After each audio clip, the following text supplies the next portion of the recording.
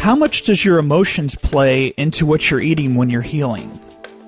Yeah, that's a great question. What role do emotions have? And let me give you a tremendous effect on things. And if I can give you an example, if we think of the two systems in our bodies that regulate the way the body functions, it's the nervous system, which is the brain and all the peripheral nerves, and the endocrine system, which is the hormone system. So these are the two main control mechanisms of the body. They control and sort of coordinate a lot of organ and cellular functioning.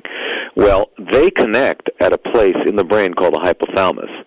And the hypothalamus releases chemicals that stimulate the pituitary gland, which you've all heard of as the master gland of the body, and it tells the ovaries what to do, the testes what to do, the thyroid what to do, the adrenal glands what to do, and all that sort of thing. So, imagine this. 2 30-year-old women become roommates. They answered an ad, one answered an ad and becomes a roommate. And they really like each other, they get along really good, and within 1 or 2 months they find out that they're menstruating at the same time. They didn't plan it, okay? They didn't think about it, talk about it, it just happened. That's the power of what's called the neuroendocrine axis. Okay, so now that's a very subtle and subtle thing, but just to let you know that we're talking about real things. Now, what we do know is that positive emotions stimulate our natural killer cells.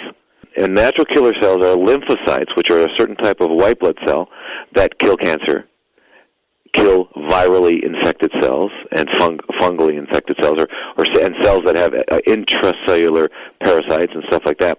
So very, very important. And we know that laughter increases them, increases the number of them, and also their ability to do what they need to do. We know that fear, doubt, pain, all those things diminish it. And this is all measurable. So, that's right there, that should be enough for us to realize it. Now, and I was thinking of an experiment I had read about when I was in graduate school, where they had showed a group of people these red-hot long iron pokers, I guess they used for fire, and they had them in the fire, and they're like red hot.